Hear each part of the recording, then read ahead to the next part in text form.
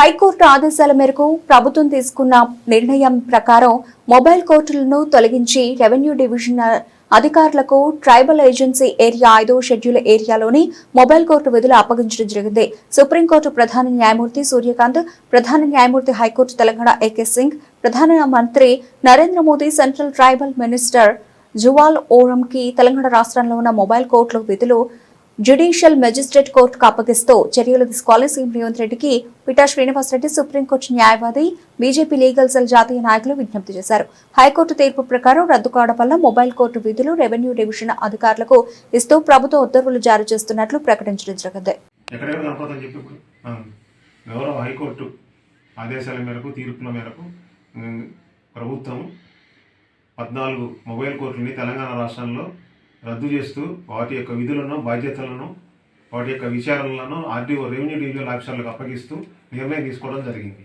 దాని దరిమిల tribal 170 agency ఏరియాలో 5th schedule ఏరియాలో సివిల్ కేసుల విచారణ ఆర్డీఓ గారి చెంతకు చేరింది. ఆర్డీఓలు వాళ్ళ యొక్క సహజ అయిన వాళ్ళ యొక్క బాధ్యతల్లో, ప్రభుత్వ బాధ్యతల్లో ఎప్పుడు కూడా నిమగ్నమై ఉంటారు. వారు కూడా మంచి తీర్పులు న్యాయంగా, చట్టబద్ధంగా ఇవ్వడం ఎన్నోసార్లు జరిగింది. కానీ వారి యొక్క ఆర్డీఓ విధులు ప్రైమరీ డ్యూటీ, ఈ యొక్క సివిల్ విధులు సెకండరీ. అందువల్ల మా యొక్క విన్నపం ఏంటంటే, ఈ యొక్క సివిల్ కేసుల విచారణ ట్రైబల్ 170 ఏరియాలో 5th షెడ్యూల్ ఏరియాలో జ్యుడిషియల్ కోర్టులకి అప్పగిస్తూ, జ్యుడిషియల్ కోర్టులో అమాల్గమేట్ చేస్తూ, విలీనం చేస్తూ ప్రభుత్వం, కేంద్ర ప్రభుత్వం, రాష్ట్ర ప్రభుత్వం, హైకోర్టు, సుప్రీంకోర్టు కూడా పబ్లిక్ ఇంట్రెస్ట్ లిటిగేషన్ కింద ఈ యొక్క విచారణను స్వీకరించి గౌరవ సుప్రీంకోర్టు చీఫ్ జస్టిస్ సూర్యకాంత్ గారు, గౌరవ ప్రధానమంత్రి నరేంద్ర మోడీ గారు దీన్ని తగిన చర్యలు తీసుకొని సివిల్ కోర్టు వివాదాలన్నీ కూడా జ్యుడిషియల్ కోర్టులోకి మేజిస్ట్రేట్లకు అప్పచెప్పినట్టయితే సత్వర న్యాయం జరుగుతుందని, ట్రైబల్ ఏరియాలో ఉన్న ప్రజలందరూ కూడా బీదవారు, పేదవారు కాబట్టి వారి విచారణ ఎదుర్కోవడానికి, కోర్టులకి అటెండ్ అవ్వడానికి ఈజీగా ఉంటుంది. కాబట్టి వారు వెళ్ళినప్పుడు మేజిస్ట్రేట్ గారు అందుబాటులో ఉంటారు. రెగ్యులర్గా జ్యుడిషియల్ మేజిస్ట్రేట్లు పనిచేస్తున్నారు కాబట్టి వారికి అప్పచెప్తే బాగుంటుంది అనేది మా యొక్క ఉద్దేశం.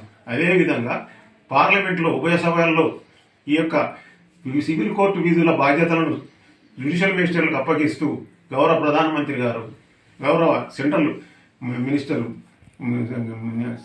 మన గిరిజన శాఖ మంత్రి గారు కూడా చర్యలు తీసుకొని వారు బిల్లును పాస్ చేసి ఆ బిల్లు ప్రకారం సివిల్ కోర్టు వివాదాలన్నీ కూడా జ్యుడిషియల్ మేజిస్ట్రేట్కి అప్పగిస్తూ నిర్ణయం తీసుకోవాలనేది మా విజ్ఞప్తి.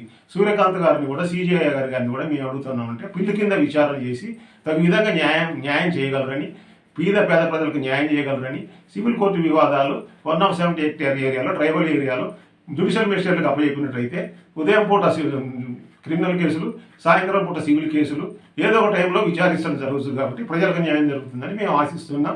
మా యొక్క డిమాండ్ని, మా యొక్క కోరికను మన్నించి ప్రజలకు న్యాయం చేయగలరని మేము విజ్ఞప్తి చేస్తున్నాం.